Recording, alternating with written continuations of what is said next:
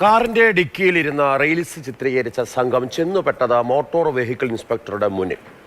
Car ഓടിച്ചയാളുടെ licence suspend ചെയ്തു. Ernakulam seaport airport റോഡിലായിരുന്നു തിരക്കേറിയ സമയത്തുള്ള ആഡംബര കാറിന്റെ റീൽസ് ചിത്രീകരണം.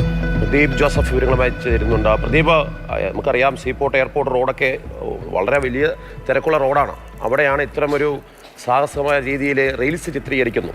അത് ചെന്നുപെട്ടതാകട്ടെ മോട്ടോർ വെഹിക്കിൾ ഉദ്യോഗസ്ഥരുടെ മുന്നിലേക്കുമാണ്. എന്തെല്ലാമാണ് വിശദാംശങ്ങൾ?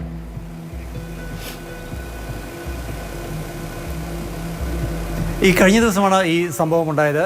സീപോർട്ട് എയർപോർട്ട് റോഡിലാണ് മോട്ടോർ വാഹനങ്ങളുടെ ടെസ്റ്റിംഗ് നടത്തുന്ന ഗ്രൗണ്ട്. ഈ ഗ്രൗണ്ടിന് സമീപത്തു കൂടിയാണ് ഇത്തരത്തിൽ റീൽസ് ചിത്രീകരണം നടന്നത്. ചെന്നുപെട്ടത് മോട്ടോർ വാഹന വകുപ്പ് ഇൻസ്പെക്ടറായ അസീമിൻ്റെ മുമ്പിലാണ്.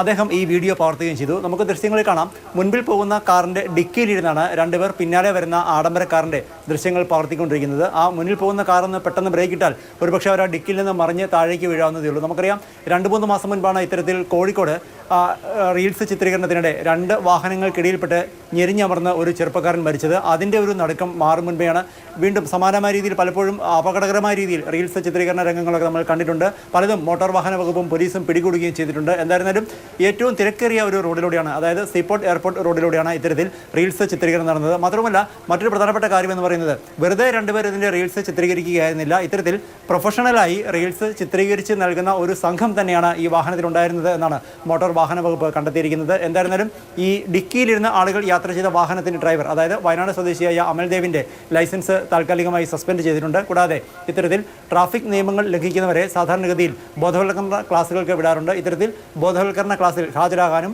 ഈ ഡ്രൈവർ അമൽദേവിനോട് നിർദ്ദേശിച്ചിട്ടുണ്ട്. പ്രദീപ് ജോസഫാണ് വിവരങ്ങൾ നൽകിയത്. അപകടകരമായ റീൽസ് ചിത്രീകരണത്തിന്റെ പേരിലാണ് ഇപ്പോൾ നടപടിയെടുത്തിരിക്കുന്നത് MVD.